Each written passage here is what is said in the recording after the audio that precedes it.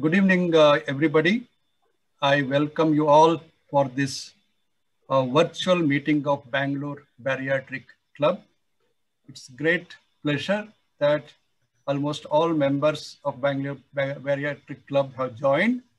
And we have a very eminent guest speaker today, Dr. Randeep Wadhawan from New Delhi. And he is also Secretary of the Obesity Surgery Society of India. He has been very kind to consented that he will speak to our Bangalore Bariatric Club today. It's a great honor. I request our senior bariatric surgeon, Dr. Makam Ramesh, to introduce Dr. Randeep Wadhawan. Yeah, thank you, Shivram, for giving me this opportunity. So it's a pleasure to moderate a lecture of Randeep Wadhawan.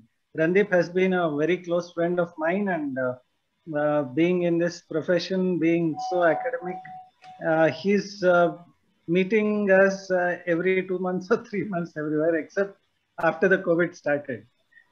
Anyway, it's now not true meetings, but it is virtual meetings. As all of you know, Dr. Randeep Wadhawan was in the Fortis group for quite some time, and now he's moved into the Manipal group, which is now the second biggest. After he has moved, it's become the second biggest group of the country. Otherwise, Fortis was bigger than Manipal group. Okay, so he's now heading the GI Minimal Access and Bariatric Surgery Department in the Manipal Hospital of New Delhi.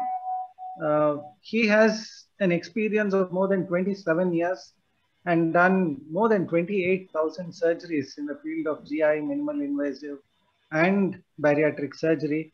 He has delivered over 300 invited lectures in national and international conferences, delivered several orations in national conferences and CMEs. And I have personally sat in the audience for several of these lectures, and I've also asked him several questions in all these orations and lectures. He has conducted more than 50 live operative workshops in bariatric procedures itself, and also in several advanced laparoscopic GI surgeries. He has several publications in national and international journals, and he has written chapters in textbooks.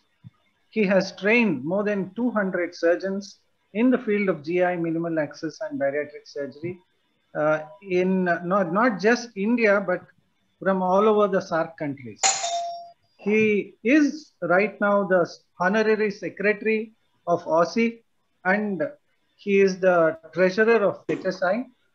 He is also the EC member and FALS convener in IAGS. He is the he is in the editorial board of the JMAS. So probably I should have asked what he is not. He is in every academic association that we can dream of. And he has made Manipal Hospital, New Delhi, as a center of excellence for bariatric and metabolic surgery recognized by OSCE.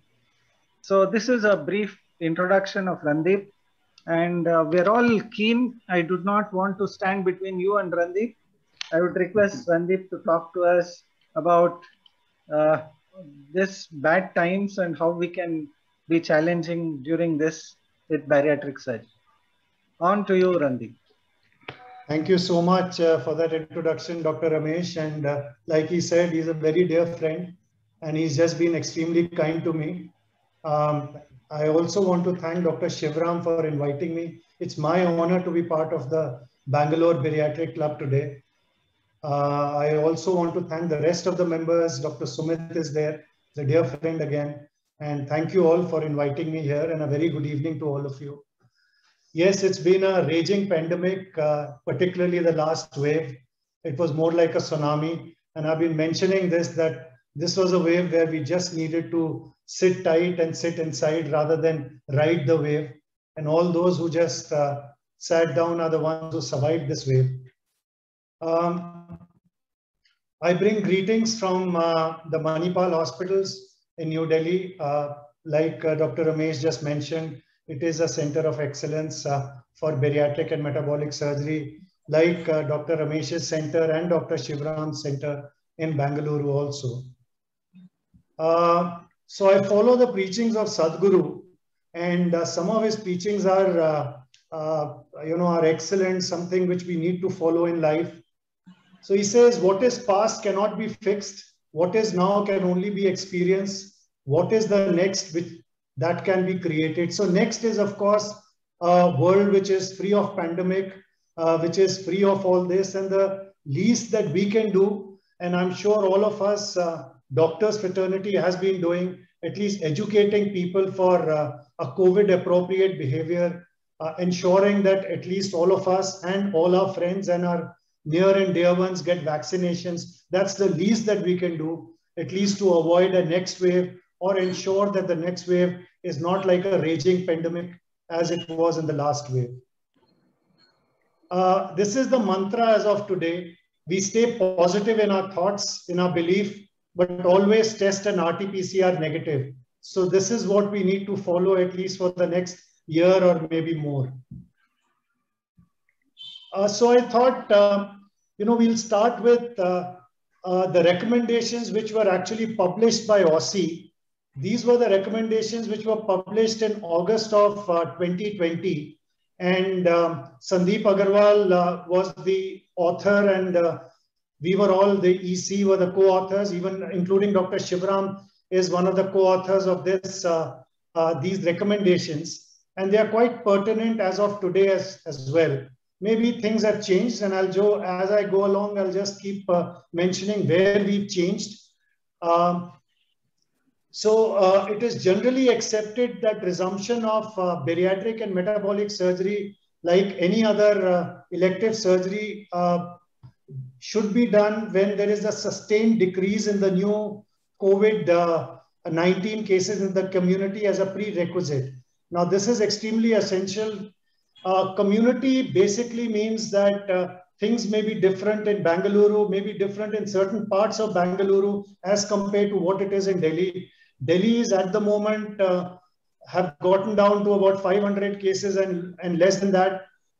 Bangalore is still there in the middle of a pandemic, in the middle of this wave, and probably will be much less going forwards. So, it would depend on where we are as far as our state, our city or our state goes, and then take it forwards. Emergency surgeries, of course, should be done as and when they come, whether it is in the form of bleeding, perforation, small bowel obstruction because of internal hernias. They are urgent, they need to be tackled.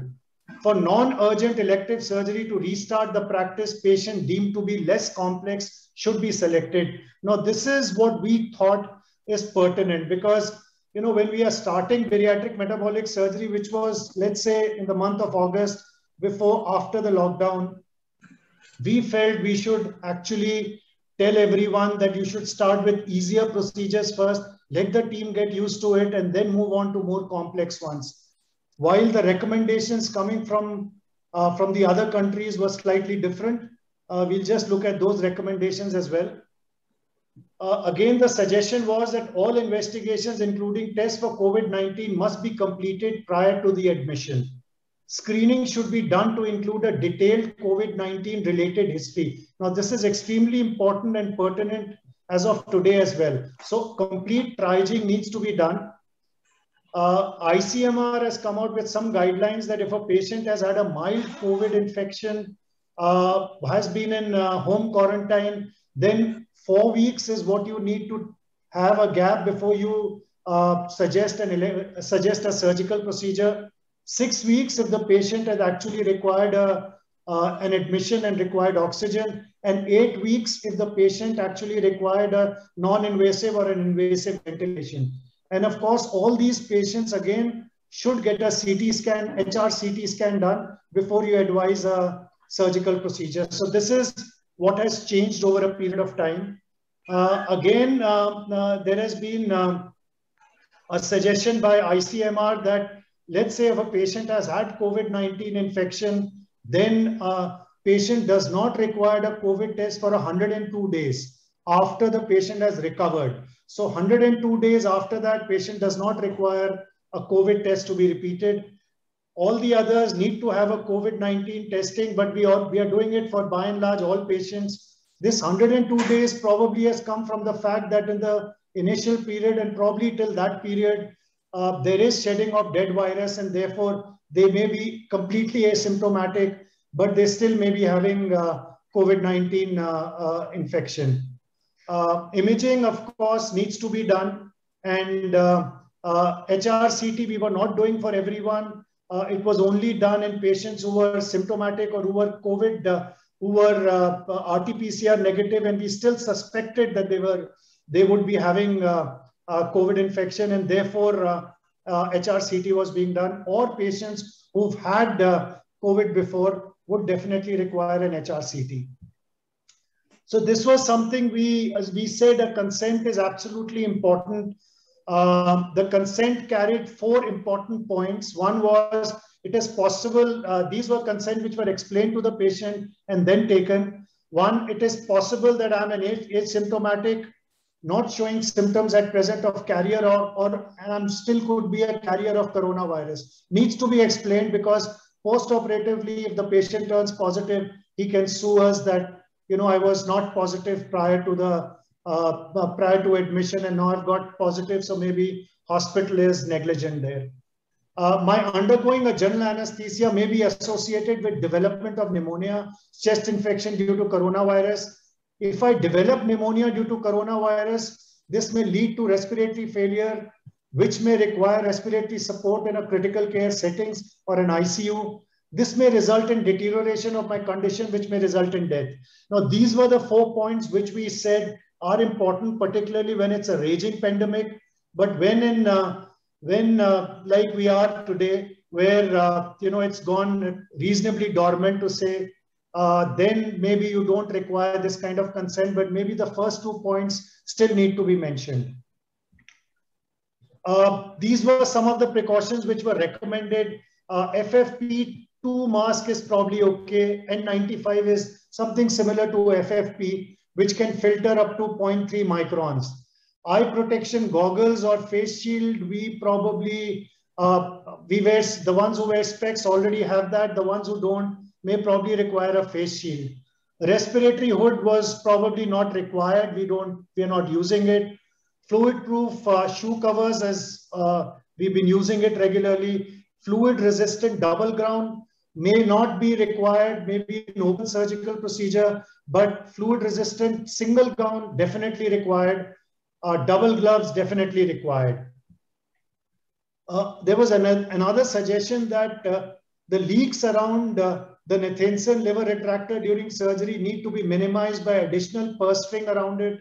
Surgeon should ensure careful and swift introducing of staplers and suture material to reduce gas leaks. The gastric calibration tube should be handled with all precautions that were taken during intubation. Now, all this was taken just to ensure that the smoke evacuation should be minimized or should not be there. So we'll discuss that as we go forwards. I have a photograph of what we did and what does the latest guidelines mention. Post-operatively, ERAB's protocol or ERA's protocol, enhanced recovery after bariatric surgery protocol, needs to be followed. Early discharge. The patient should only be discharged home. That means the patient from the OT, OR should go to the ward, and from ward goes home. Should not be moving around in the hospital. That is from ICU to HDU to ward to another step down. So these things should not be followed. Ideally from ward to the ward and ward home. Patient should be provided with an emergency 24/7 contact number. Patient should call the operating surgeon directly for any problem. Now, these were the recommendations. This was the diabetic summit surgery recommendations, which have been championed by Rubino and Ricardo Cohen. And they divided the procedures into whether they would be an urgent, expedited access, or standard access. The ones which were urgent were the ones where there were immediate problems like dysphagia, vomiting, anastomotic stenosis, symptomatic internal hernia, severe nutritional deficiency, or acute band-related complications. So those which required a surgery immediately or within 30 days. The expedited surgery or surgery within 90 days were the ones which were the high-risk categories, the one where the BMIs were more than 60 or HbA1cs were high, patient had NASH, patient had all the problems which necessitated a bariatric or a metabolic surgery within 90 days. The ones which were less than 60 BMIs, the HbA1cs were under control, were standard excess where you could wait for 6 months. They said you should do these surgeries after 90 days. This was the algorithm which they published. Diabetic surgery, they said the ones which are, like I said, the ones where the HbA1cs are more than 8, history of cardiovascular problems, NASH, albuminuria, kidney diseases, stage 3 and 4, expedited access, that means doing the surgery within 3 months. The rest in the standard access after 3 months. Adjuvant bariatric and metabolic surgery, that means if you're doing an organ transplant or whether it's required during the CABG or other problems, then it's an expedited access. Obesity surgery, if you're doing a bariatric metabolic for obesity, then the ones which have a BMI of more than 60 have cardiovascular problems, have severe sleep apnea, chronic kidney disease or NASH should have an expedited access. The others should have a standard access. So that's what they said were the ones which required surgery. But then again, they had a caveat that the ones where you've not been doing bariatric surgery for long, start with the easier procedures and then move forward. Similar to what recommendations which were given by Aussie. And the Aussie recommendations were exactly similar to the ones which were given by Delphi, where they came out with these recommendations, the UK or the IFSO recommendations. They were quite similar. The endoscopy recommendations by IFSO were also quite similar. They said that the elective bariatric endoscopy can be, the ones should be delayed by 8 weeks, more than 8 weeks, like you want to put in a balloon, or you'd want to do an endoscopic sleeve gastroplasty, or you want to exchange the balloon, or you want to just do an surveillance endoscopy, then all these should be delayed for more than 8 weeks. Semi-urgent were the ones where you would need to change the balloon because the expiry has come and you want to change the balloon or the liners, the endoscopic liners which are there. You want to do a surveillance because the patient earlier had a Barrett's esophagus. So all those would come in semi-urgent conditions, and urgent conditions, of course, would be emergencies wherein somebody has a bleeding or a leak, or you want to put in a stent, or there is a stent migration and there is outlet obstruction. So all those come in the urgent bariatric endoscopies. Precautions were quite similar, except one single precaution which they mentioned, that if the patient is COVID positive and you still have to do an emergency endoscopy, then it should be preferably done in a negative pressure room. That's the only difference. Otherwise, the personal protective equipment are quite similar to what you would do in a surgical procedure.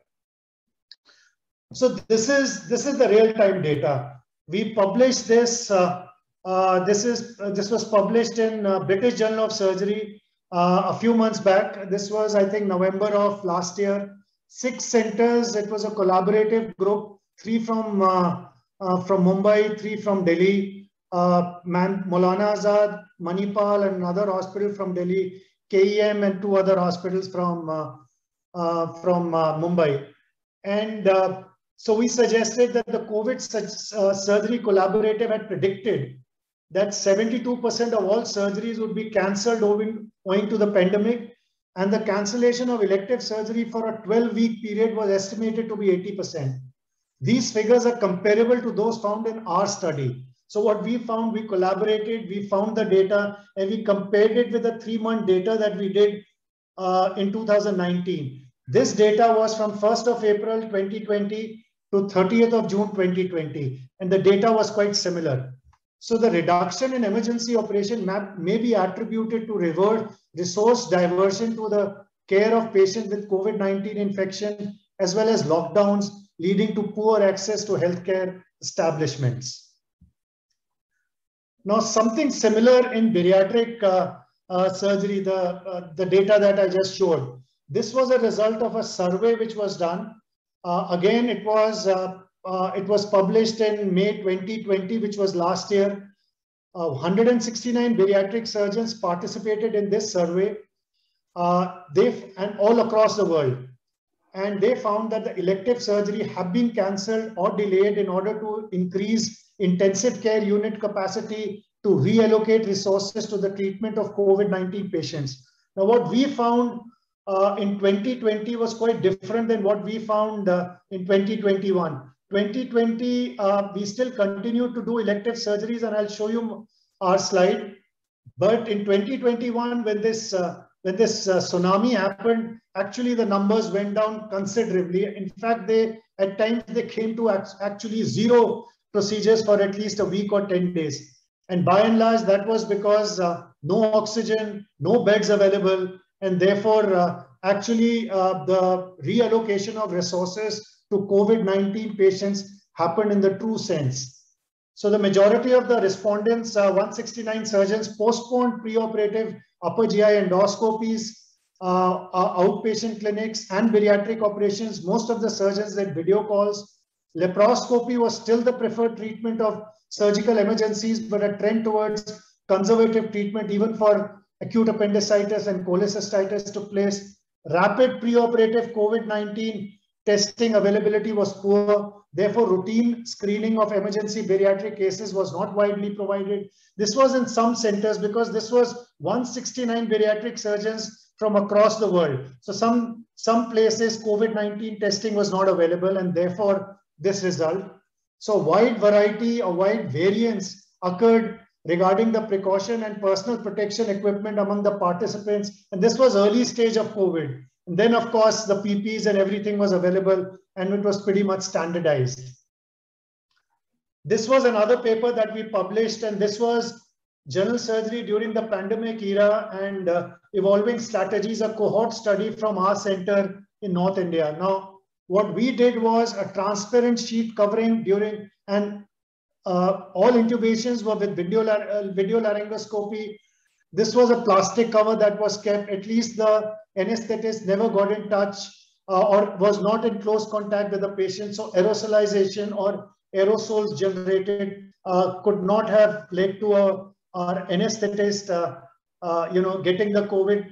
And we never had any of our anesthetists actually having COVID infection. And of course, the patients were always tested before they were admitted, and the testing was done 24 to 48 hours prior to admission. Now, if you see the second photograph, that's what we followed. So we initially used these filters, but these filters were turning out to be very expensive. So then the jugaad happened, and I'm sure most of you would have done a similar jugaad, which was 0.1% of sodium hypochlorite solution for smoke evacuation. So we had smoke evacuators as well, but then again, they were at a cost, and not all OTs have that. So this is what we followed, and this was then connected to the central suction. Now there's an excellent paper which has been published by JAMA, and this is 2 days back. This is on the 2nd of June. So this paper suggests that aerosols generated after the cautery do not have the COVID-19 or SARS-CoV-2 virus. And this was an in vitro study. So they took a sputum of a patient and they put it on a chicken, and then they did a cauterization there, and then they filtered the smoke, and then they saw that there was no virus there. So thus suggesting that probably it's an overkill what we are doing. It may not be required, because at that time there was no evidence to support that there was any virus in that smoke. But yes, of course, there was no evidence to suggest that there was no virus also. So either way, and we all took precautions. But I guess in vitro study, not in vivo, does suggest that probably once there's a cautery 100 to 1200 degrees centigrade, the virus may not be surviving, and the smoke may actually be free. This is what we followed in the initial period, which of course we've discussed. We changed our protocols then. This was our data, very interestingly.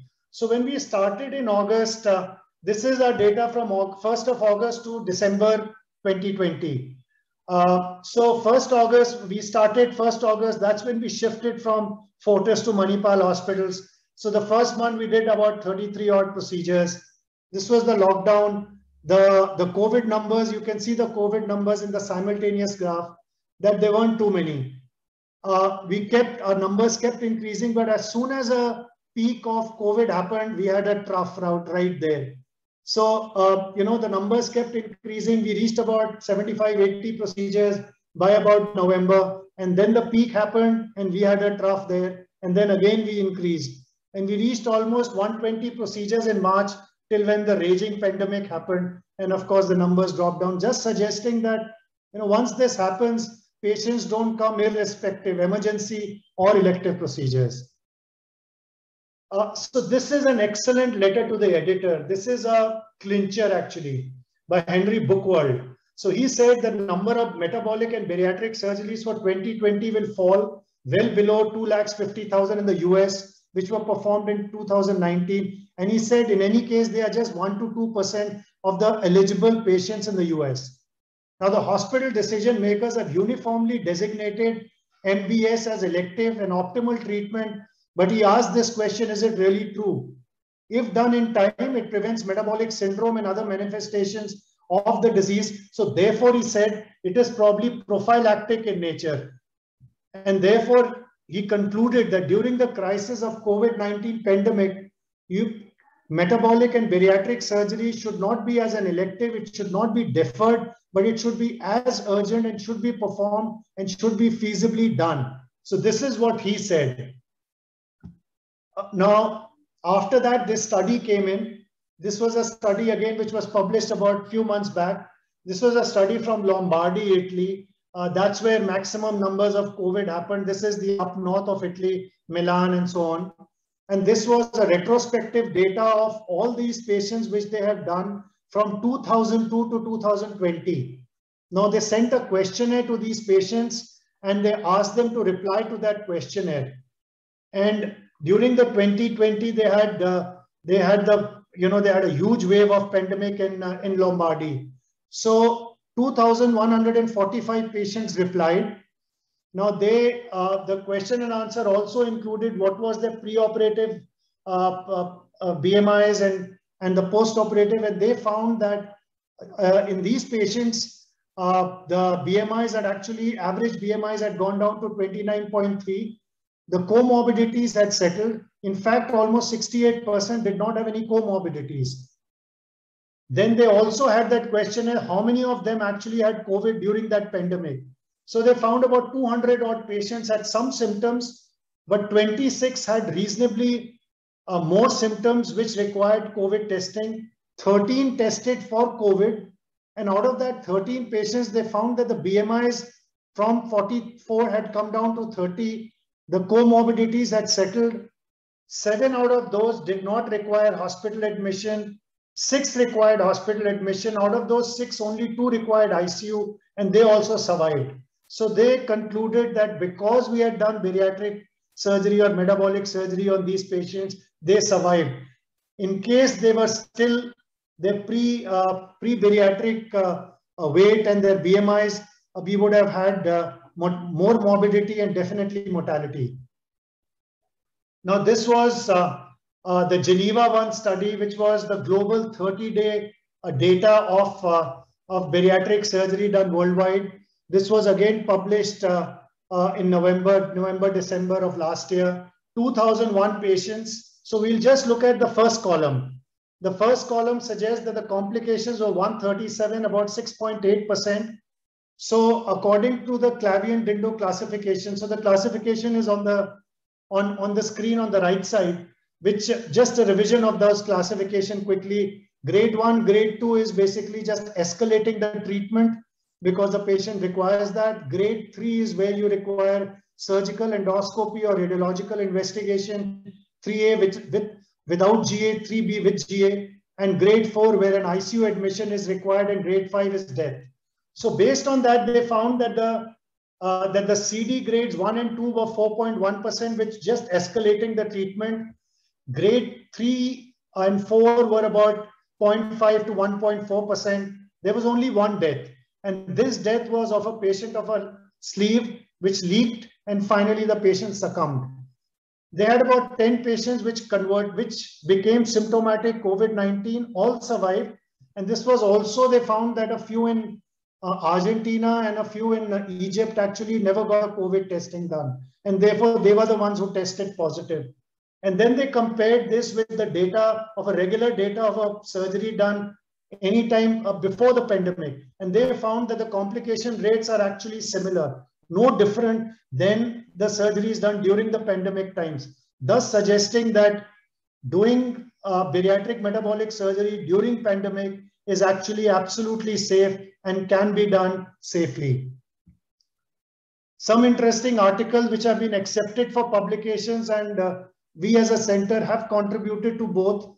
They are accepted, they would be published. The data is exactly similar to what I just showed in Geneva 1 study. One is the impact of COVID-19 pandemic on bariatric surgery in India, an Aussie survey of 1,307 patients, which would be published in JMAS next month. The other is a Geneva 2 study. This is an article of 7,704 patients, which would be published in obesity surgery. So we've contributed in both, but the results are almost similar to what you have in the Geneva 1 study. So finally, friends, in conclusions, it may be prudent to initiate bariatric metabolic surgery when the pandemic curve shows a deacceleration in the region. A local, state, your city, national advisory guidelines should be adhered to for resumption of surgery and rational use of resources. Bariatric surgery can be considered a protective factor with respect to the onset of severe respiratory disease resulting from infection with SARS-CoV-2 virus, thus saying that it is protective, it is prophylactic in nature. And the 30-day morbidity and mortality following BMS during the COVID-19 pandemic with locally appropriate perioperative COVID-19 protocols in place seem to be similar to the pre-pandemic levels, thus suggesting it is safe to do BMS during the COVID-19 pandemic if the resources are available and the advisory is there in place. Finally, you should not be better or worse than anyone else. You should be the best that you can do and best to use, particularly to your patients and to yourself. So praying for the world. Thank you very much once again for inviting me. Yeah, thank you, Randeep. It was a very illuminating talk. You covered almost everything that we needed to know. It was very good to know that from various perspectives, the perspective of people who have undergone this surgery long back, the myths that were cleared, which was initially saying it is very scary, the gas in the abdomen is going to be highly infective, to saying it is fairly safe. And of course, the way we went about it, being very safe, being very cautious, and then getting back to normal activity. So you covered everything very nicely. And beyond everything, I think you gave us the ray of hope that things is getting better and we can get back to normal. Plus that bariatric and metabolic surgery, out of all the publications that you showed, is quite safe and doable in a routine setup that we were always doing, and we should return back as soon as possible. The most positive thing was saying that they definitely will do better. Bookworld, as we know, is a very wise person, giving very valuable inputs always. And what he has said is means a lot to everybody. Nobody can just sidewalk against whatever he says. With this, I would like anybody has any questions. Can you please ask Randeep? Please unmute yourself and then ask.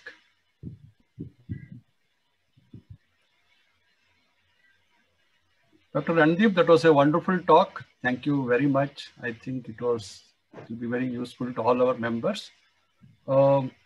Some centers, they insist on antibody testing before surgery. Is it required, and any usefulness of that? Yeah, so antibody testing, there is data to suggest it's not required. There was something which has been published today. So I was just looking at it, and why I was looking at very curiously again was that the only thing that we are testing is IgG. It is a surrogate marker for COVID-19 virus. It is not specific. What we actually need to measure is CD8 T cells. So CD8 T cells is the one which are protective, which would actually tell you if you have antibodies against the SARS-CoV-2 virus. And what we are testing is IgG. Like I said, it's a surrogate marker. And this does not actually show, because this was a data from this pandemic, because they found that the ones who actually had enough IgG, even then they had a severe, more than a severe COVID infection. So thus suggesting that, just testing IgG is not going to help, and it will probably not give us any clue at all. So probably it's not required. And also I would like to thank Dr. Ramesh for excellent points that he mentioned. And yeah, I quite agree with him over there that Dr. Henry Buchwald is somebody who carries a lot of weight when he speaks. And this letter to the editor was extremely important. Thank you. If there's no more questions, I think... No, there is, Dr. Ramesh. Randeep, there is a question from Dr. Prakash. CT scan chest, you said, is it practiced nowadays, or is it required, or RT-PCR is enough? Yeah, so the role of CT scan, when we started the recommendations, we said that CT scan probably is required, but I must confess that these are the recommendations which we published in August of 2020, which now, of course, with our own experience, we've revised them in all the centers. At that time, we said it should be done, and it should be done on the day of the surgery, early in the morning before the patient is wheeled in. If it shows negative, if it shows no evidence, we ship the patient to the OR. But then we revised those, and we said that it's not probably required in all patients. In the ones where you're suspecting a COVID infection and the RT-PCRs are negative, you must do a HRCT chest, and then only then take the patient for a surgical procedure. And now the role of HRCT comes in for patients who've actually had COVID-19 infection, and then you would like to take them up for a procedure. The ones which are mild, you don't really need to do them as per ICMR guidelines. You can take them up 4 weeks after that, after they've recovered from the infection. The ones who actually suffered from a moderate disease requiring oxygen, or a severe disease requiring ICU or an NIV, in those patients, it is absolutely mandatory to do a CT chest, wait for 6 to 8 weeks, do a CT chest. Once that HRCT chest is normal, then take them up. One last thing I must say, that today I was sitting in the Central Scientific Committee, and there was a protocol which came to me regarding the radiation which a patient receives in an HRCT chest. So the regular radiation which a patient receives is about for 30 to 40 X-rays. So they've actually reduced it, and now a study is going to be conducted in our own facility for an ultra low HRCT chest with an ultra low radiation, and then comparing it whether the results would be similar to ones in the standard HRCT. So HRCT as of now should be used with caution, because it causes radiation and should be done as per what I said the indications are. Thank you, Dr. Randeep. One question, Randeep. You said one thing was a little intriguing. 108 days is a very long enough time for those virus particles to get out of any secretions from the body. And even if we have viral particles till then, should we be worried about that? Because viral infections are gone within a short while. But why should we wait for so long is something that I Yes. wondered. Yeah, so Government of India, just I was reading this about a week back that Government of India has come out with the recommendations that for 102 days, I think, you do not require to do RT-PCR before you take up the patient for a surgical procedure. But knowing us, we will probably, till there is enough evidence to support, and then before the guidelines come, we'll probably still be doing it. I agree with you over there. Immediately after, yes, there could be shedding of mucosa, shedding of the dead virus, and they could be, RT-PCR or CBNAT positive. But going beyond maybe 20 days, 21 days, I think it's always best to probably do an RT-PCR till there is absolutely concrete guidelines which come. Some advisory from some government sources said 102 days. There was no published data on that. Okay. Thank you, Randeep. Thank you, sir. Thank you. Randeep, sir. Dr. Moin here. Yeah, hi. Hi, Moin. How are you? Yeah, please well, tell sir. It was a very nice talk, sir. Just I have a small query. Some people have taken vaccination. For example, we have planned next week bariatric surgery. The patient has taken a vaccination. Is there anything we have to delay the surgery, or we can go ahead as the surgery as planned, or how is it, sir? So again, I was looking at the recommendation. What do the recommendations say? Somewhere I read it said 2 weeks. So 2 weeks is what it said. But I will need to get back on this one because that is what I read. And so, like I said, I need to get back on that one. So 2 weeks after vaccination, sir? That's correct. The second dose. One immunologist also recommends that 2 weeks after vaccination, you can operate the patient. Thank you, Dr. Randeep. That Thank was you. a wonderful talk, and I think it has benefited all of us. May I request Dr. Sumit Talwar to moderate the next session? Dr. Sumit, please. Thank you, Dr. Shivram. Good evening to all, and welcome all of you to this virtual BBC Summit. The next speaker is Dr. Nanda Rajneesh. She will be speaking on an unusual case in bariatric surgery. Let me not spoil the suspense. Oh, the suspense is already spoiled. She is going to be talking about hair loss after bariatric surgery. I'm sorry about that. So, basically, that's all right. That's all right. I wanted to speak this topic for a few reasons. Basically, just a minute, Dr. Nanda, let him finish. Yeah. Don't worry. I'm just saying this on a lighter note. I saw the slide a long time ago, and this in fact is a very relevant, pertinent topic. Not life-threatening, but it is very worrisome for all our patients. And I think all of us know very little about this, and this is something which will enrich our knowledges a lot. These are on the sidelines of the complications of bariatric surgery, never really talked about, but they are very important. I'm sure every one of us has faced these questions and these problems from all of our patients. And most of the times we are at a loss as to what to say because we don't know much. So I'll let Dr. Nanda to elaborate on this topic. Dr. Nanda is an experienced surgeon in Bangalore. He's currently working in Apollo Spectra and Safra World Hospital.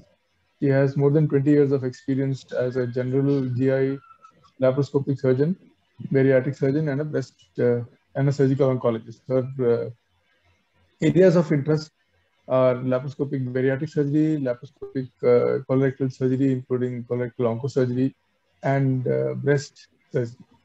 She is an MS surgery from Rajiv Gandhi University. She has done numerous fellowships in GI surgical oncology from Tata Memorial, from Belgium, from Germany, and she's done fellowships in pancreatic surgery, colorectal surgery, bariatric surgery. She's a fellow of the Association of Colon and Rectal Surgeons of India, member of fellowship of. She's a fellow of International College of Surgeons. She's an MRCS, FAMS, and so on and so forth.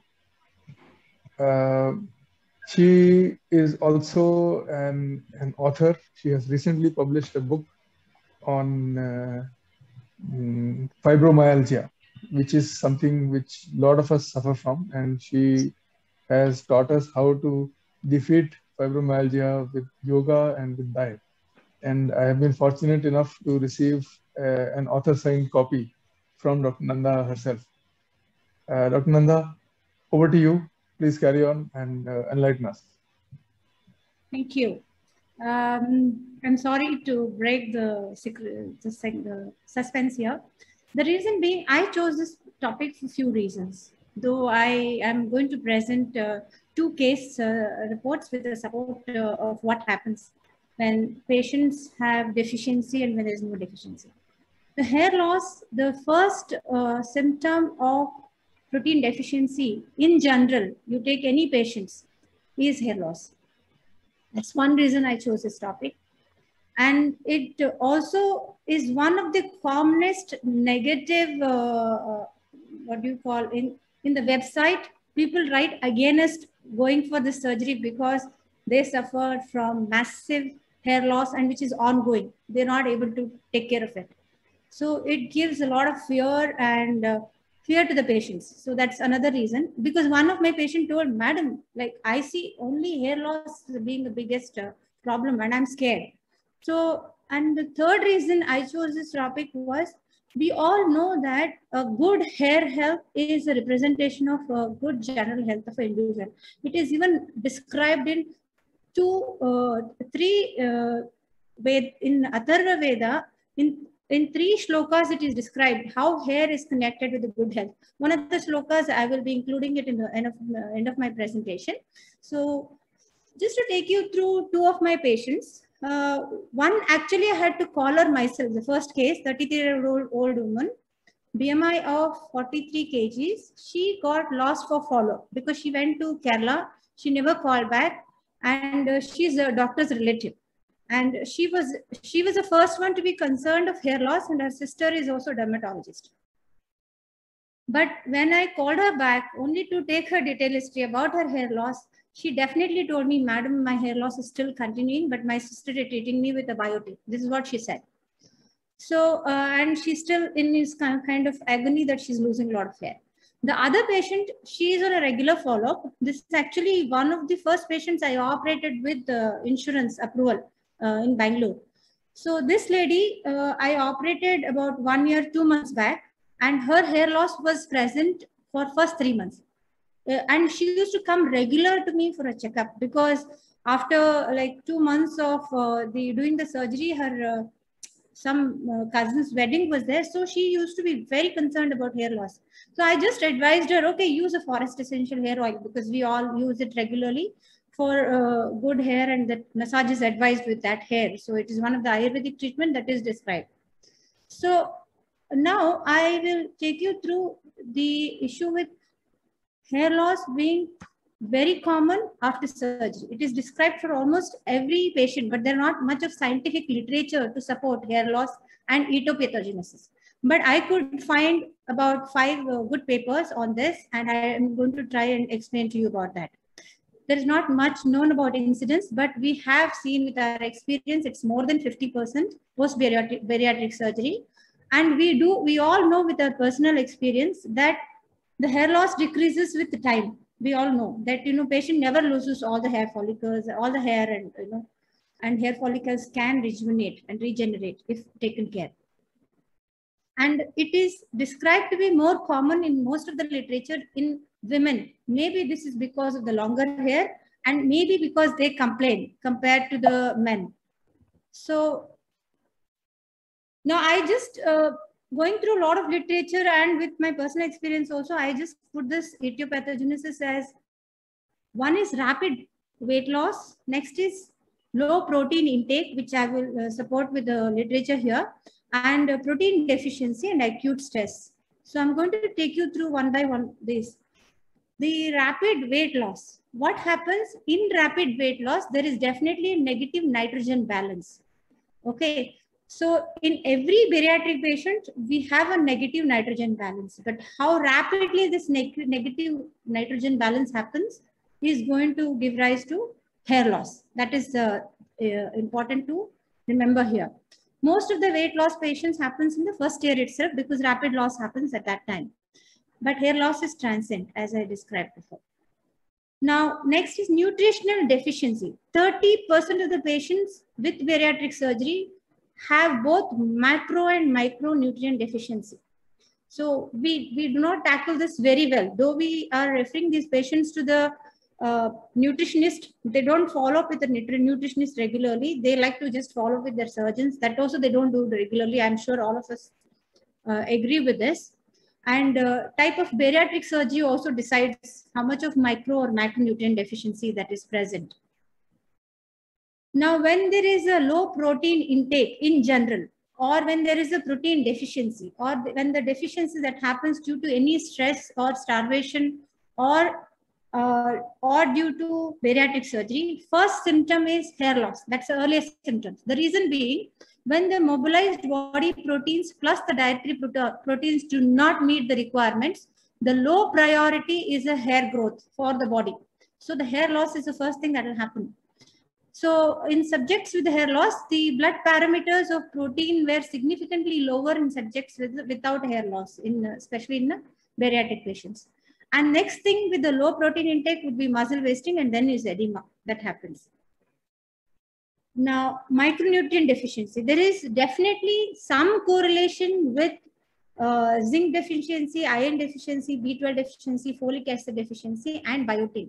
But in none of the published literature, they were able to establish. The continuing studies do not happen with this because lot of these investigations, whether it is checking the levels of biotins, checking the levels of zinc, is very expensive.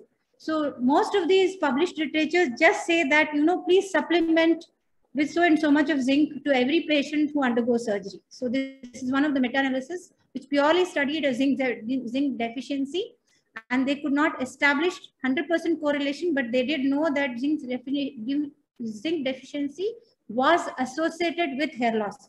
But they could not correlate whether low zinc led to hair loss. Direct correlation they could not. So that's why because we cannot test deficiency, or it is very expensive to test for zinc deficiency, they just recommended every patient should take 30 milligrams of zinc every day. So of late, in fact, one of my friends today, when I was telling her I'm making this presentation, she was saying, she's a doctor herself, geriatrician. She was saying, Nanda, these days my hair loss has come down because I'm taking zinc. So this is one of the correlation that I can say. Zinc is supplementation may help to prevent hair loss. Next is iron deficiency. This study does not help us to know, or does not tell us the direct correlation between iron deficiency and, because we all know there is iron deficiency in obese patients, the post-bariatric surgery patients, but there is no correlation between hair loss and the iron deficiency. But there is a correlation between serum ferritin levels. That is, if serum ferritin level is significantly associated with hair loss. But we see that serum ferritin levels may be altered with infections, with inflammation and neoplastic conditions. This is the reason we cannot establish a direct correlation with iron deficiency. Next is folic acid and B12 deficiency. Here also there is no direct correlation, but with hair loss, there was deficiency that was established in this paper.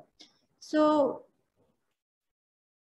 next is biotin. There are certain pros and cons of supplementing patients with biotin. Though it is proven that there is a huge correlation between supplementing a biotin and some benefit has been proven in multiple number of dermatological papers. Because if you go to a dermatologist, they straight away give you biotin.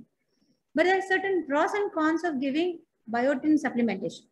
We know that there is a relationship between deficiency of biotin and hair loss, which is very well established in patients with total parenteral nutrition. They were given those who were given total parenteral nutrition, they did develop massive hair loss, and there was a correlation between biotin supplementation helping these patients preventing the hair loss.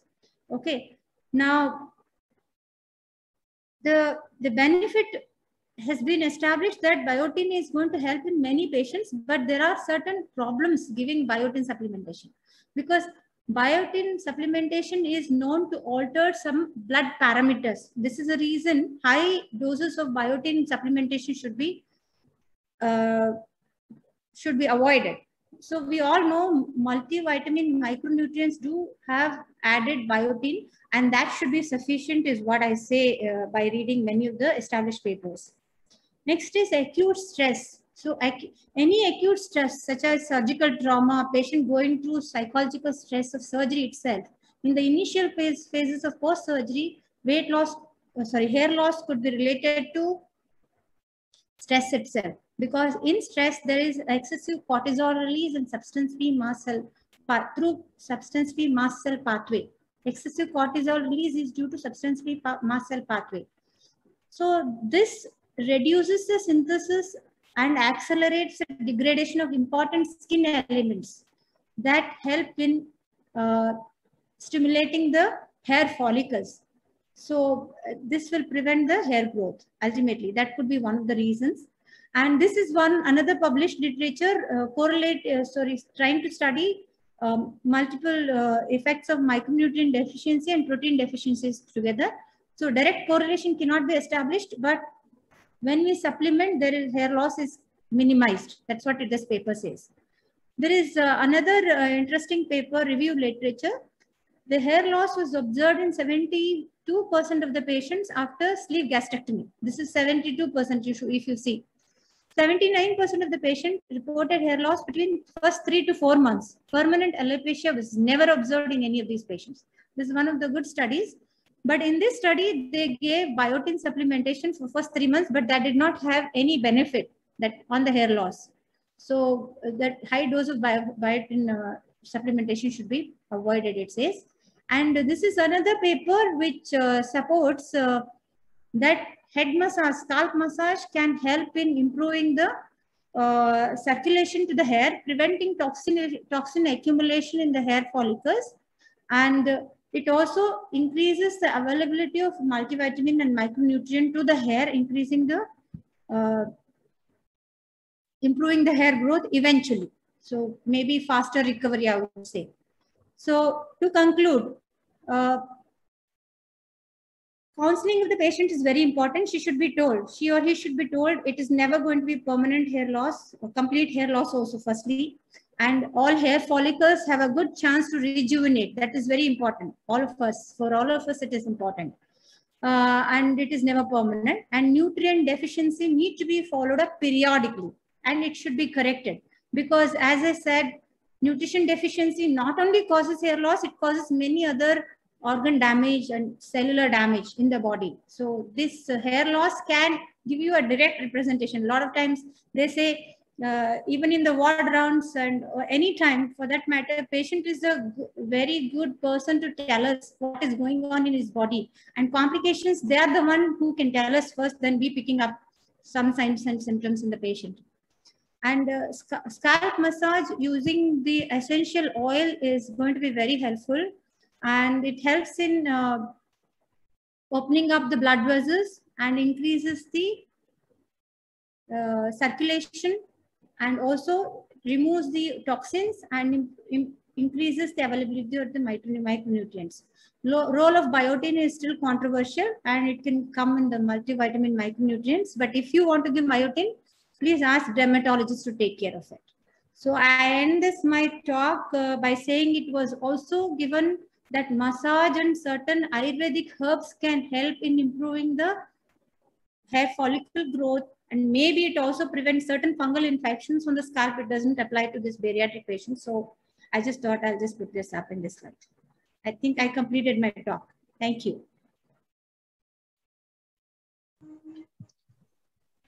Extremely comprehensive talk, Dr. Nanda. Thank you very much for such an exhaustive presentation. As I said in the beginning, this is a topic of which I'm sure a lot of us have very little awareness, and we just We just know about just the one thing, maybe zinc or biotin. And the other thing that we know is that it is probably temporary and probably will never be complete. But that is beyond that, our knowledge ends. So I would congratulate Dr. Nanda on such an exhaustive presentation on such a troublesome problem that all of us have faced in all of our patients, especially women. Well, men are not far behind. There are a lot of men who are worried about their hair loss. So it will be unfair to say that women complain more. Men complain equally about hair loss. And we have to treat all of them. If there are any questions, you can unmute yourself and ask the questions to Dr. Nanda. Yeah, I have a few comments and question also to her. One thing is, what I have found is patients lose hair between the 4th and 7th month after the bariatric surgery. That is the time when they have maximum hair loss. I probably it takes some time for that nutrition and the subcutaneous tissue to go away, and then the hair follicles to get affected much more. The point that Nanda made was the second case. She started mentioning about hair loss on the 1st and 2nd month itself, and that would rather be alarming. Probably that is one of the reasons why this patient had severe hair loss and was complaining much more than other patients. Other than that, in my own experience, what I have seen is there is one Ayurvedic doctor to whom I refer all the hair loss patients. And she gives some herbs, some medicine, some massages and things, and they have found the best treatment from her. And I am very happy to see Nanda mentioning about that today to all of us. And 2 patients that we had hair loss were patients of type A personality. So I don't know if stress is a very high important factor in causing hair loss. So these are a few things that I wanted to talk. And Nanda, if you there is a question on the floor. Any particular oil that you think will be best suited for preventing or curing? Oil called forest essential. I think let us not promote anything. No. Whatever She said Ayurvedic, that's fine, I think. No, because I'll tell you the difference between Ayurvedic oil and this oil. I'll just try to tell you the difference. There is a difference. So I'm telling you. This doesn't keep head wet. You know, sometimes I can even apply this oil and go for work. That's one. Secondly, because it dries up, the hair just remains dry. And secondly, it has Ayurvedic herbs, very expensive compared to any other Ayurvedic oil. I mean, hair oil, if you say. It is available in the Amazon too, but maybe enough stocks may be not available. Only one shop is there in Bangalore. I still recommend it. It's nothing to do with the branding I'm doing here, but with my personal experience, I can say that. This is Ayurvedic oil, but this is one of the Ayurvedic brands which Tata took over. But the advantage is that it has certain components to take away the oil part of it. So oil doesn't stay longer, and then it penetrates the head very well and massages. It can help to a lot of men and women also. And I'm told that it is antifungal also. Some people, if they have hair loss because of the fungus infection or any autoimmune diseases causing scalp itching, it is not a benefit. There is a question on role of wigs. That is for alopecia and total hair loss, I think. In these bariatric patients, there will not be total hair loss. Yeah, but another therapy which has been found to be useful is PRP, platelet-rich plasma injection. That also improves the hair growth if there is patients are very much worried. I think the most important is pre-operative counseling and pre-operative supplementation. Many of these patients, what Dr. Nanda said, they will have deficiencies, but we may not be investigating. They may have iron deficiency, zinc and other things. So It's many of us now start the supplementation prior to surgery and then continue post-operative. Dr. Vadhavan, what's your experience and suggestion? Anybody else? Yeah, carry on, Nandip. Yeah, so I am in concurrence. She's presented it very well, and she's covered most of the things about hair fall or hair loss, whatever. Yes, so Yes, I feel that you know, what I've seen now in the OPD, most of these ladies who come, one and minute, like Dr. you said, Randeep. even Dr. Nanda, can you stop sharing so that we can go to next? Yeah, continue, Dr. Randeep. yeah, so most of the ladies who come, in fact, that's one of the questions which is very pertinent and they ask all the time. And like Dr. Nanda presented, she in fact said that biotin is not very useful, and we've been prescribing biotin at 10 milligram once a day. We continue to do that for 2 to 3 months. So she said that multivitamins, by and large, along with zinc, can be given. Local preparations, you said should not be mentioned, but the one that I've been giving regularly is the Mintop 10%. If a patient can take that, that actually works. Minoxidil works very well. So we've been using that. So by and large, apart from that, whatever she's mentioned, we've been using that in our own practice as well. Nothing more to add here. So I think the important thing to understand is, as Dr. Ramesh rightly said, the hair fall usually starts after 3 months because that is the telogen cycle.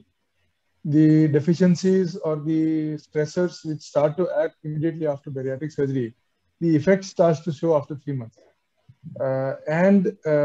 Once the maximum weight loss has stopped, the trough has almost been reached, then after that, the hair loss will gradually stop and the hair will start coming back after 3 months of the maximum weight loss that is going to happen. So if you explain this to the patients, they take it very well. And then when they see things happening according to what you have predicted, they are happy that at least you know what is happening. Rest, counseling and supplementation, and I think local applications are all what are required. Thank you, Dr. Nanda. Wonderful talk, and I think it was very useful. Sumit, Dr. Sumit, thank you for moderating the session. We'll move on to the next session. Are you able to see my presentation, Sumit? Yes. See? Yes, it is visible. Please continue. Okay. For this session, I invite Professor James. James, you're there? You have to unmute. Yeah. Dr. James, thank you very much for joining. My pleasure. Thank you for involving me in this session. Yeah, thank you. Sorry for the little bit of delay, but we are very happy that you are joining. And Professor P.C. James is presently the Principal Officer, InsurEdge, author, mentor, arbitrator. And he's the Director, InsurEdge, and Executive Director, Non-Life for IRDAI, and General Manager, Agricultural Insurance Company of India, General Manager for United India Insurance Company Limited, and the Chair, Professor, National Insurance Academy. As you see here, he is very senior person who has contributed his entire life for this insurance sector. He has written many books and he's in the lot of boards, and IRDAI is one of the important where he has contributed very much. So we are very much honored, Dr. James, for joining us. And as you all know that bariatric surgery is now covered under health insurance. So everybody worked hard for this to be covered for last many years. Dr. Ramesh knows, Dr. Randeep knows, and Ethicon also worked very hard. And IRDAI said in 27/9/2019 that the bariatric surgery will be covered under health insurance products.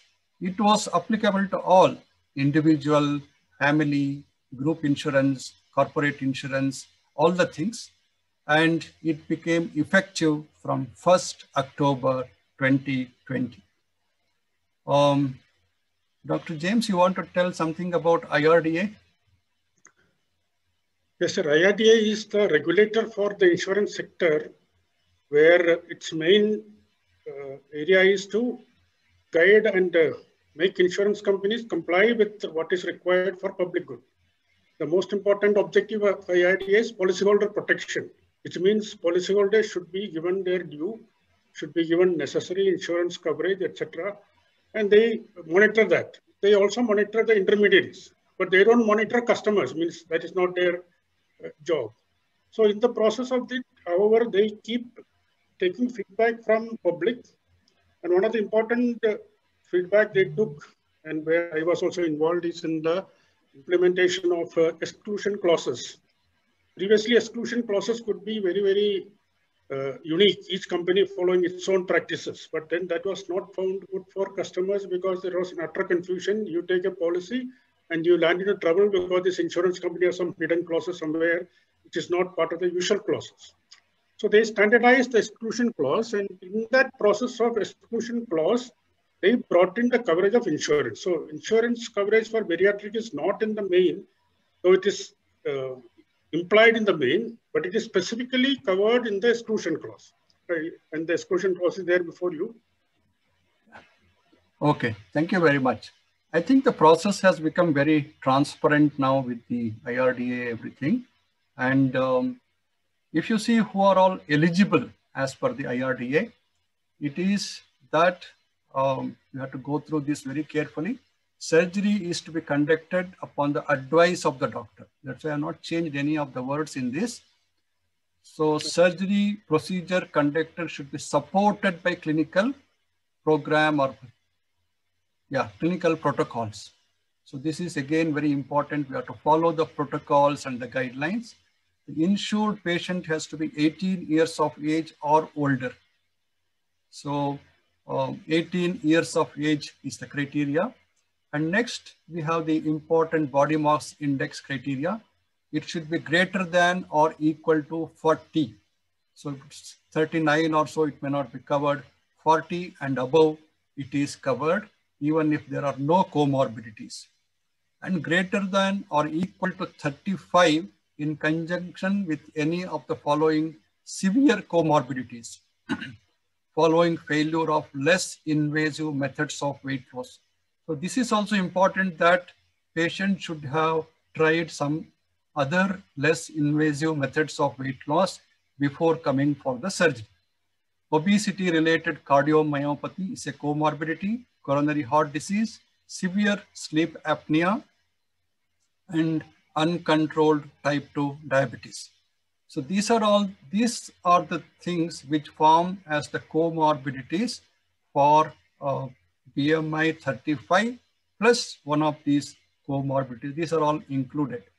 So James, is there any proof we have to give that the patient has tried less invasive methods, or there is severe sleep apnea, uncontrolled diabetes or anything? Yes, the doctor concerned would have to provide, or the patient would need to provide the previous history of problems and what all was tried. But the best thing is to have it collected by the surgeon himself, so there's a logic to it, and questions can be answered later on. The insurance company comes back, but they also have in their panels, or they have as employees qualified doctors, and they can ask very technical questions which other people cannot answer. Right. So I think it's very important when you document that all these things should be addressed in the summary what you send to the insurance company, that you should record all these things before sending it for insurance, what measures patient has tried less in non-invasive methods, and whether there is any other comorbidities, and if it is sleep apnea, what is the proof, diabetes, what is the proof, all these things. See, we have guidelines from the Aussie, which says this BMI 37.5 without presence of any obesity-related comorbidities. So the insurance guideline is 40, and BMI 32.5 with presence of diabetes, any obesity-related comorbidities. So I have put this here that we will be always following this Aussie guidelines, but there is a slight difference between what the guidelines for the insurance we have to follow and also the Aussie guidelines. Dr. Randeep, you must be getting a lot of insurance coverage. Any input on this? Thank you, Dr. Shivram. So I'm sorry there could be a little disturbance because now I'm on the move. Okay. But yeah, No problem. So what has actually happened is that what we've seen post October 1, 2020 is that we've started getting coverage for our bariatric patients. Though, of course, because of the pandemic, the numbers have been fewer than what we were doing earlier. But we started getting coverage, and primarily we get a coverage for private insurances. So private insurances, there's less of a problem.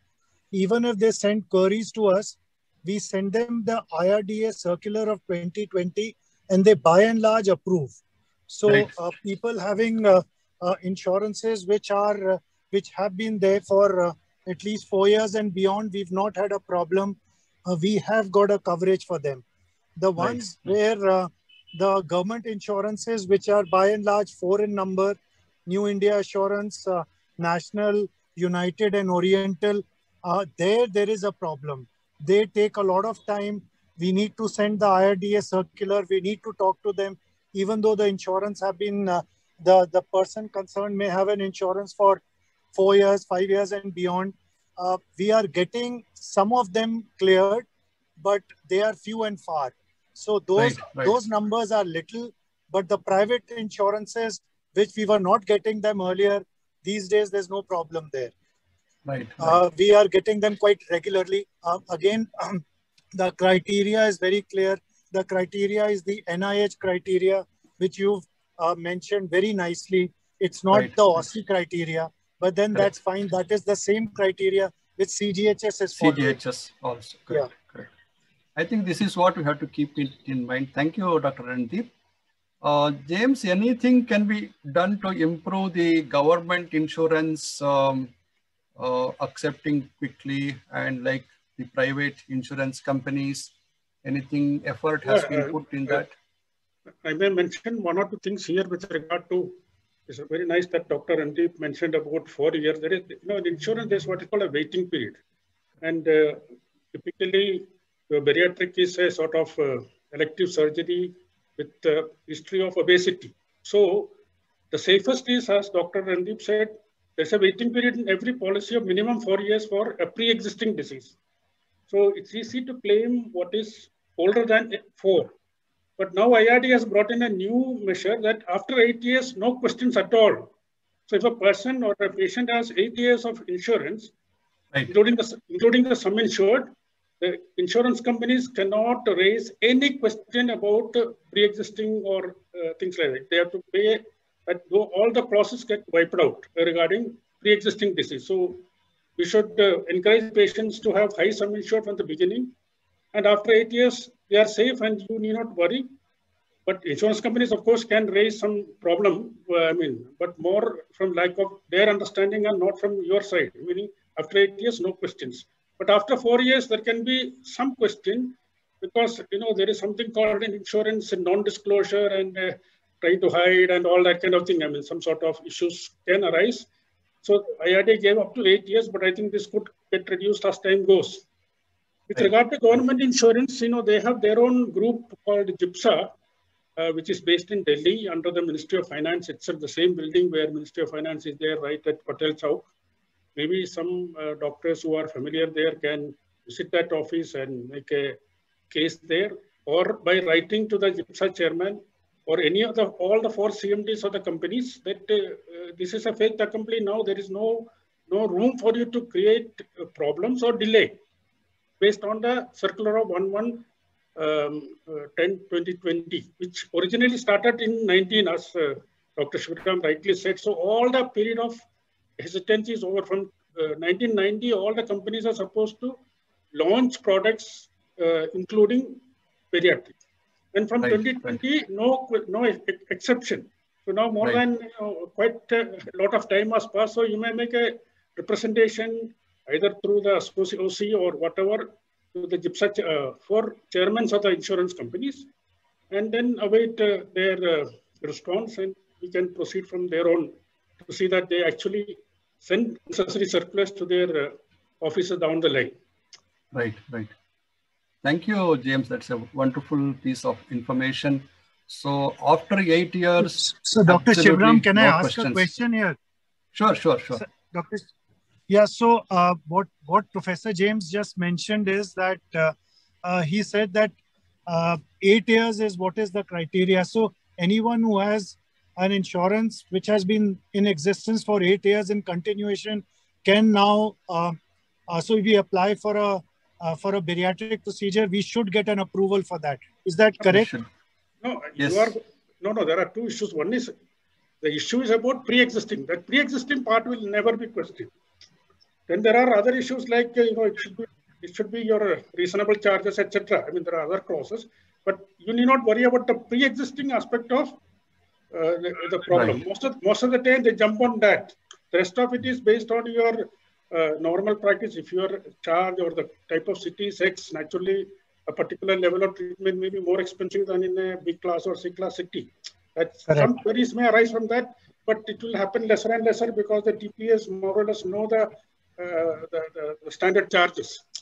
But we cannot say that nothing will be questioned. What will not be questioned is regarding the issue of that this is a pre-existing disease. Some manipulation is going on to get that coverage for something which they are not entitled to.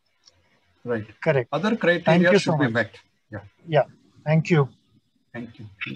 So I think this has been covered by Mr. James nicely. So most of the companies have a pre-existing disease exclusion period of 48 months, but some companies have 24 months also. These are the things we have to look into that. I can mention one more thing, Dr. Shivram, if you don't mind. You particularly mentioned individual, group, corporate, etc. Now, most of the group and corporate policies, there is no pre-existing condition. So that could be verified. Correct. So particularly corporates, if you get bariatric cases, and just ask the patient, is it a corporate insurance, and please verify whether you have a pre-existing condition or not. If it is not there, you are in the clear. Correct. There is no question of invoking that for putting a break on your claim. So don't worry about 4 and 8 if it's a corporate, but subject to the patient showing you or confirming that the pre-existing condition doesn't apply there. Right. And in many group, government policy, etc., there is no pre-existing condition at all. So I mean, the big elephant in the room is this pre-existing condition, but it may not even apply on day one if it is a corporate or a government group insurance and so on. So the worry of doctors that it will not be paid up to 4 years is also not right. But individual and family insurance, this is very much there. Right. So we have to look into the policies carefully. And the amount covered, I think Mr. James also told, and also it depends on how much you have made a policy and how much is covered, whether it is the high amount insurance, all these things. Any feedback on this, Mr. James? There are two issues which also need to be checked regarding the amount. First of all, the amount should exceed your normal charges for bariatric, along with, there is a pre and post hospitalization insurance also, that is expenses before surgery and after surgery also can be covered. Normally before surgery for 30 days, after surgery for 60 days. But every policy is likely to have what is called a deductible and a copay. That is a very tricky part of many insurance companies managing this kind of health policies. Deductible is a standard deduction, that is, say, 5% of the claim amount. So if a person has got 8 lakhs and your charge is about, say, 4 lakhs, then 5% of 4 lakhs will go out of the claim. The patient has to bear it. The second is copay, normally available in some policies. That's a particular amount of percentage of insurance will be borne by the patient. Sometimes it is 10% of the claim amount, sometimes it is 20% of the claim amount. So this deductible and copay will have to be borne by the customer or the patient, and that they should be told about it before the end of the surgery, because that they have to pay first to you, and then only the balance claim will be received. I mean, you will receive the balance claim, but this part will not be paid. So better to look into that before the insurance is claimed itself. Right, then there are certain items which are not part of the core medical treatment, which IRD has clarified, which are unnecessary for the treatment per se, being excluded, because a lot of hospitals charge for various unnecessary things like TV or I don't know, all sorts of 5-star facilities, which may not be paid as part of the necessary and reasonable cost of treatment. That's again a little gray area. IRD has to be more clarity on it, and some hospitals misuse this also and collect more money from the patient. Right. See, another thing is almost all of our patients take post-surgery supplements for a long time. Is it covered in the insurance, and whether the patients can claim that? Yes, up to 60 days, it's automatically covered. Then beyond 60 days, a new claim has to arise. It has to be a type of a new claim for which a minimum 45-day gap is required. So a new incident where it requires some sort of treatment, it will be covered under the bariatric case only, but a 45-day gap between two claims is normally called for. So that means it's not continuity of the maintenance treatment. It must be a new incident of a treatment which requires hospitalization or any other intervention which is covered in the policy. Okay, so they cannot claim the supplements for lifelong, all those things, because they got operated once for the bariatric surgery. Yeah, that may not be payable unless there's a new incident of treatment. Right. All right. See, this is all very important. Patient is holding an individual health policy since few years without any break. Is she eligible to be covered from 1st October 2020? That's when it started. So because it is individual health policy, as Mr. James told it, usually the waiting period is between 2 to 4 years. So if it is corporate insurance and all, they can claim after 1 month, is it? Is the waiting period, James? Yeah, it is 1 month, or even that is where all pre-existing conditions get. There is all new policies have got a 1 month waiting period as a starting. But in corporate policies, even that may not be there. Even that 1 month waiting may not be there, but that needs to be verified by the separate policies. Policies, correct. I think this is very important to understand that the individual health policy and family policy, there is a waiting period. Corporate health policy is, we don't have much of a problem. And there is, Dr. Shivaram, sorry to interrupt.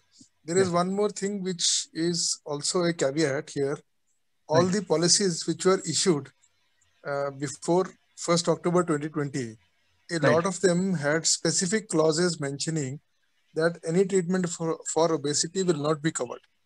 Okay. So all those policies which were issued before 1st October 2020, even though they satisfy the criteria of 4 years waiting for the pre-existing disease and the continuity of policy, the insurance company is still liable to deny a claim because it is mentioned in the policy. So once that policy is renewed again, now the insurance company, according to the IRDAI guidelines, will have to remove that clause. I think please Mr. correct James me, Professor James, if I'm wrong. They were given 1 year for this. So after 1/1/20, all those clauses are illegal. Yeah. But you may have to fight a little for it. The circular came out in 19, giving the insurance companies 1 year to change it. So any insurance company just not change it. Actually, they have breached the IRDA regulation.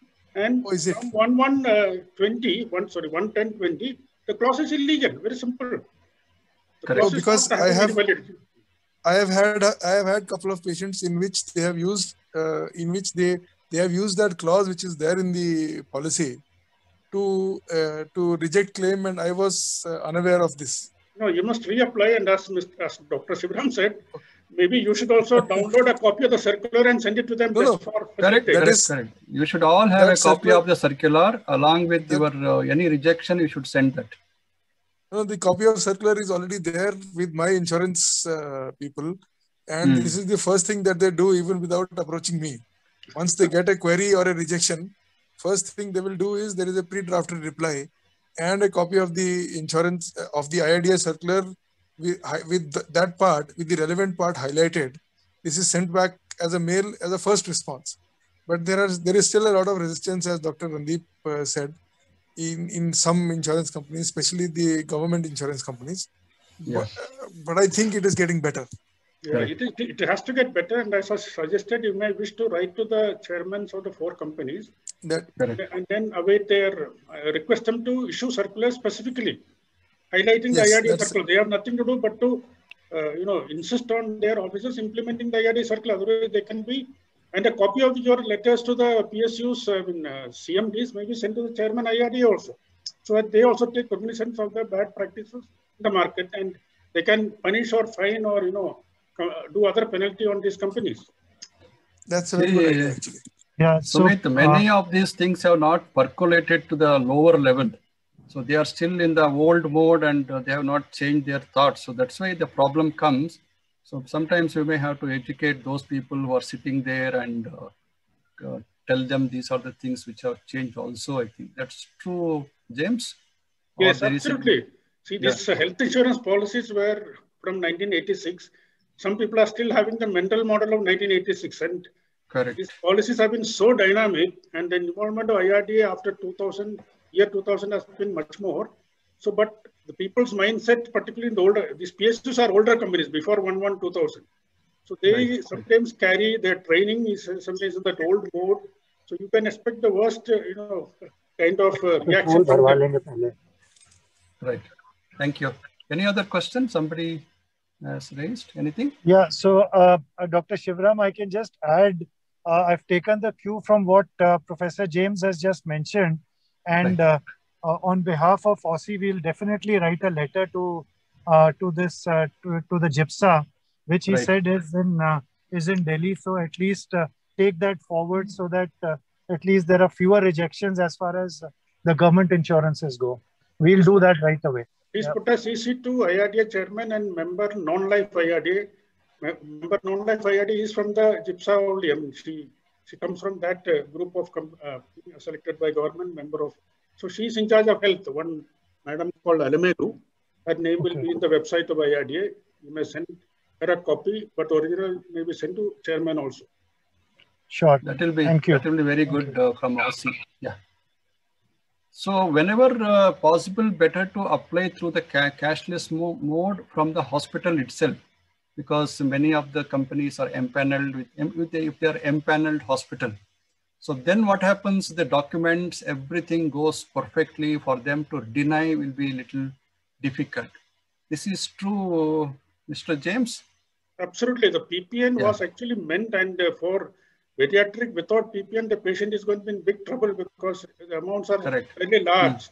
So normally they should be advised to go to a PPN hospital only unless, there is no option only. They should go to a non-PPN because they'll have to pay the cash upfront. And that is not the intention of health.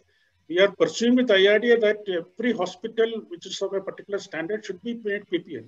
But there is some resistance from insurance companies in the practical aspect. The intention is that all hospitals offering standard care and above would be in PPN by now. But unfortunately, that has not happened. Right. So that's where the reimbursement mode comes if the PPN is not there. So that's a little difficult trouble. That's why patients should not, if they are coming to the PPN hospital, they themselves should not apply, better to apply through the hospital so that everything will be covered. So another questions many people have is whether complications are covered.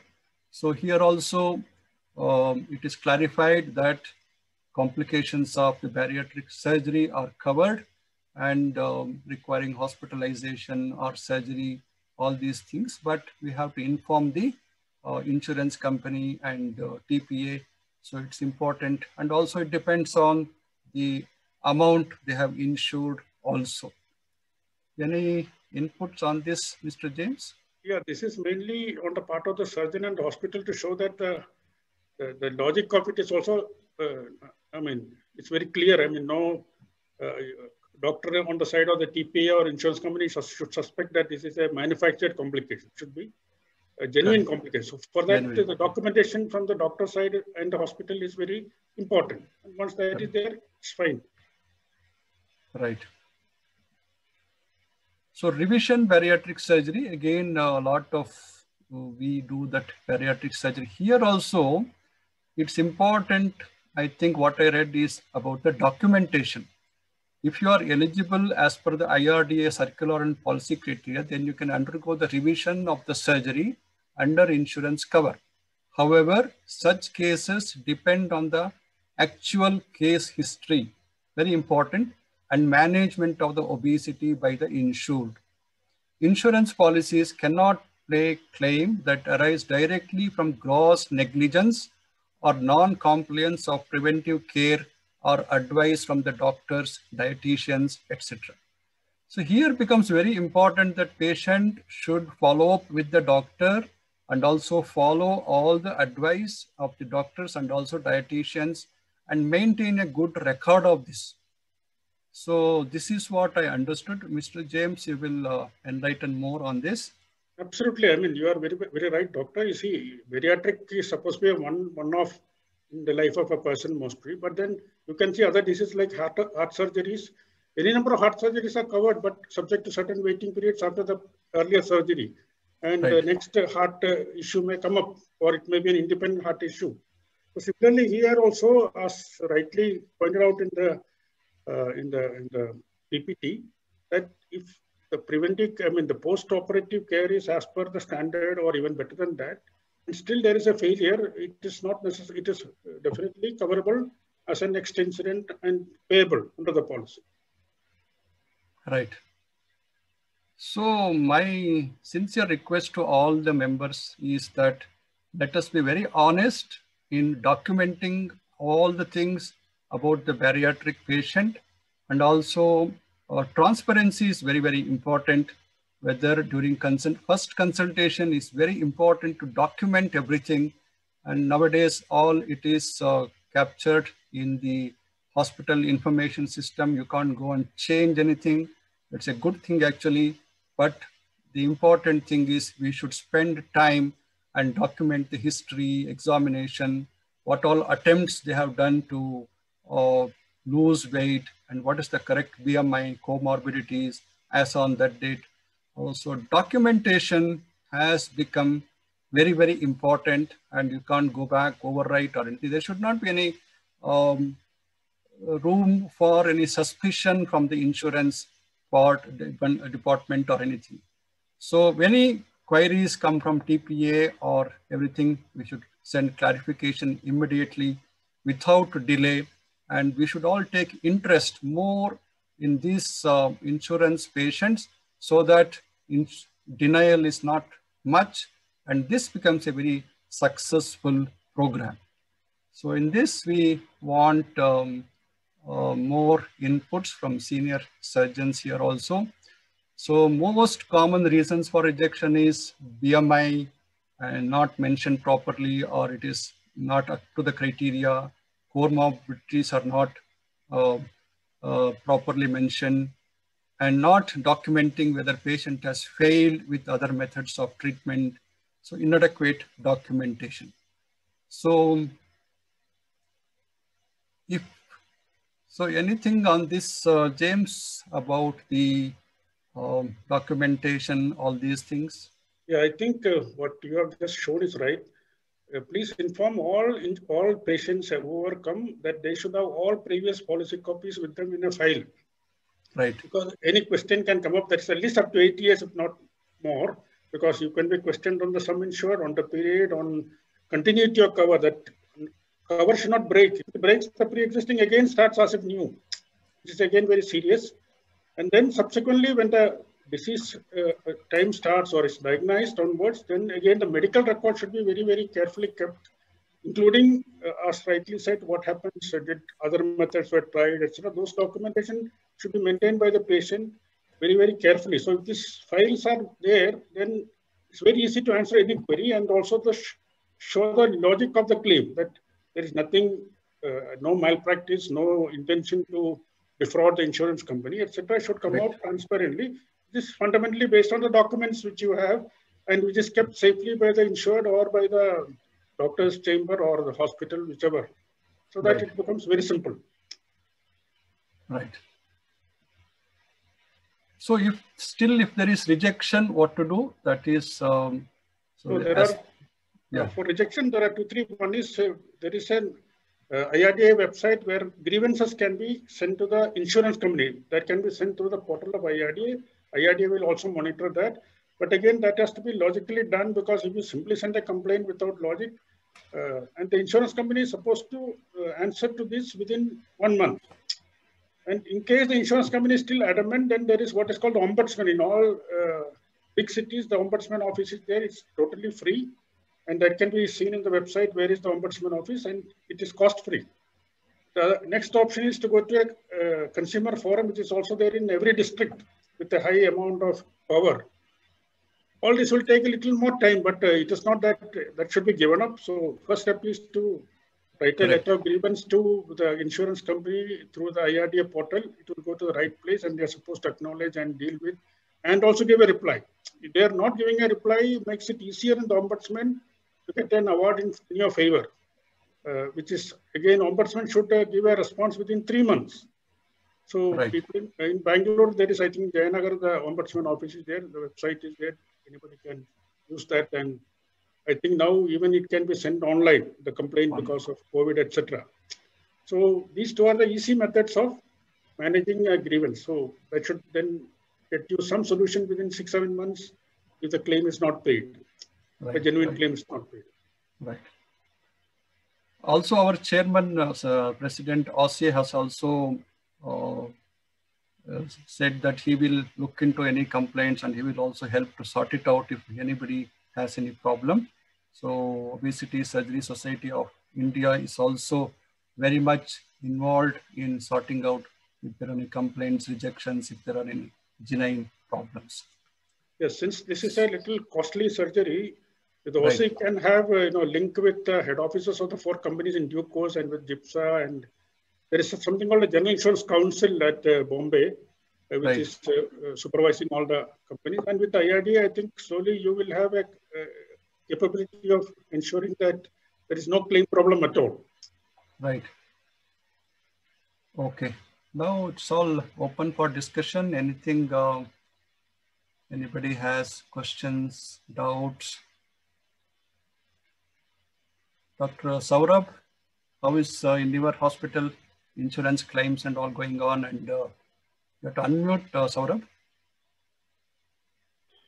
Yes, sir. We have, although because of this COVID, things have not been very, very bright for us. But I think it's the same everywhere. The insurance, we have a very scratchy, history of getting approvals.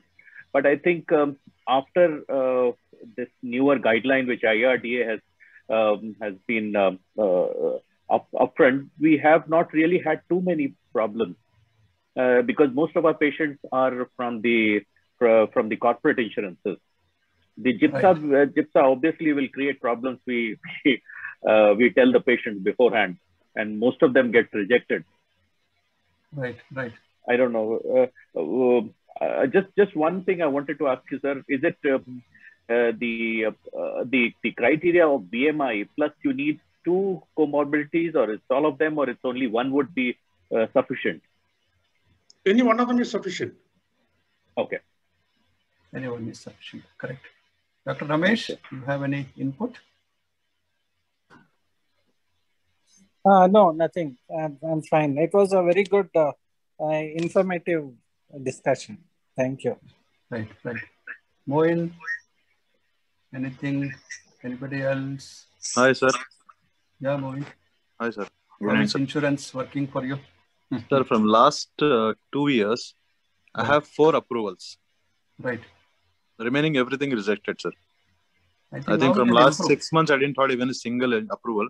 Even though the claims are genuine, like all of them are diabetics and insulin and BMI is more than 40 and all this criteria, meeting all the criteria, still I face rejection. I don't know what is the reason, sir. No. I think that's why I did this session, because we should make this program work, that insurance should be approved.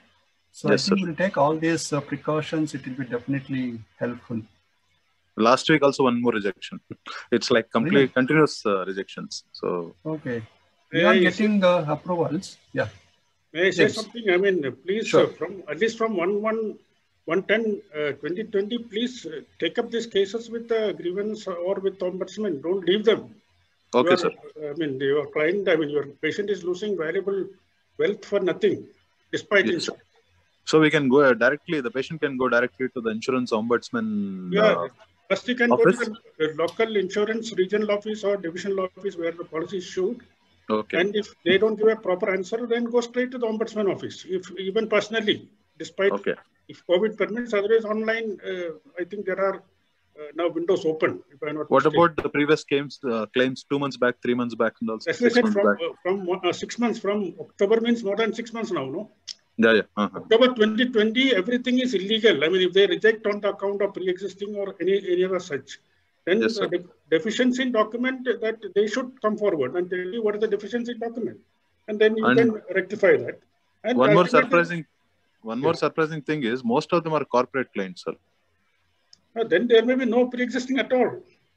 Yes. So, but in corporate also there is one more thing. You can make the patient ask the corporate to put a pressure. Insurance companies are more careful that they don't displease corporates because the premium is very large. Yes, sir. Patient also can do, in a similar way from a software company and employee. I even got a claim for bariatric before 1 October, but after the 2019 circular. Because the 2019 circular says this program starts from October 19, but still the insurance companies have a window of 1 year, so they can reject or approve. But after 1/10/20, there is no room for rejection on account of any pre-existing or any such technicality. Right, sir. John, you have any input? Kanika is there? Yes, sir. Good evening. Yes, sir. Yeah, Kanika. So, can you give some input from the industry point of view? Can you introduce Kanika, John? Yes, sir. Good evening, all of you. Kanika is our marketing head who is based out of Mumbai. And she was currently working on all those bariatric insurance part. And Kanika, over to you if you have some inputs from your side. Thank you, sir. So, sir, actually, I do not have any inputs because this has been a learning session for me as well. But I would say that, we are closely working with Professor B.C. James and of course with you, sir. And, we will come up with solution in the near future. Thank you. Anything, James? Anybody else wants to speak? Any of our members have any inputs?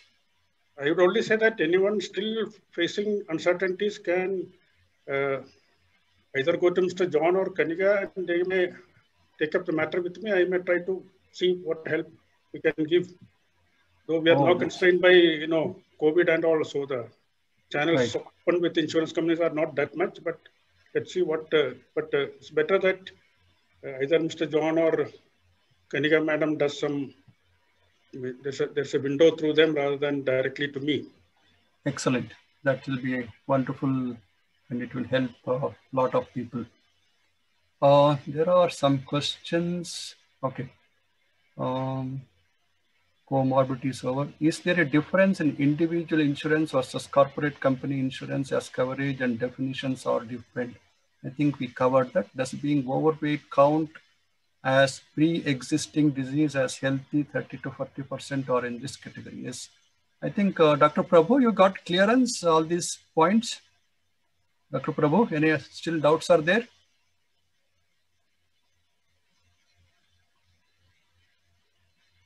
I think we covered all these things. You have to unmute Dr. Prabhu.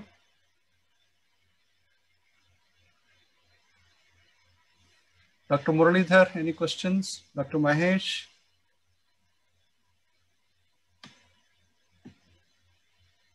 It was a very informative session. About insurance as well, we have, I have got approvals recently as well. So I think things have changed in the last 1 year. Though my numbers are not very big, but definitely getting approvals. Right. So thank you very much. Dr. Randeep, you are there? Thank you. Dr. Ramesh, thank you very much. Dr. Nanda, and very grateful to Mr. James spending some time with us and clarifying all the doubts. I think it was a very, very nice session that all of us get more clarity on the insurance claim, how to go about it.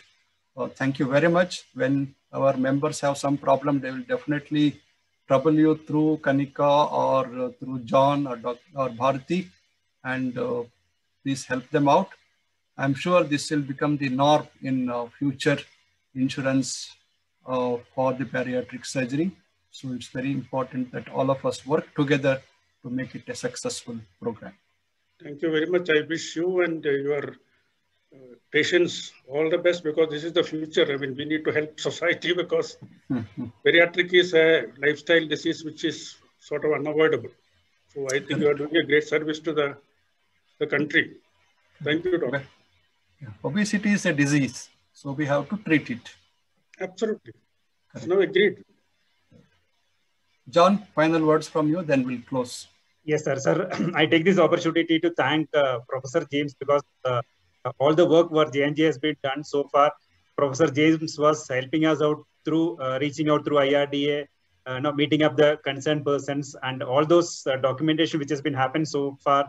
There is a great help which has been done by Professor James. Thank you, sir. Thanks a lot for all those things. And sir, it's thank you once again, Dr. Sivaram sir, for giving us an opportunity to interact and take up this bariatric as a bigger session here. And moving ahead, we are, as Kanika also told, that we have bigger plans on the insurance part, and now that is a way forward, as sir mentioned. We are continuously working together with greater informations, and also those rejections which has been happening. We are trying out to have a different meetings altogether with all the successful bariatric insurance team, and some concern somebody has. We will have a roundtable meetings which is coming ahead all the way. So all those meetings has been planned, and insurance will be taken up as a bigger factor for bariatric from now onwards. Sir. Thank you, sir. Thanks a lot. And thanks a lot for giving us opportunity. Right. With those words, I think we'll conclude this session. Thank you very much for attending and making this meeting a great success. Thank you very much. Thank you all. Good night. Thank you. Stay safe. Thank you.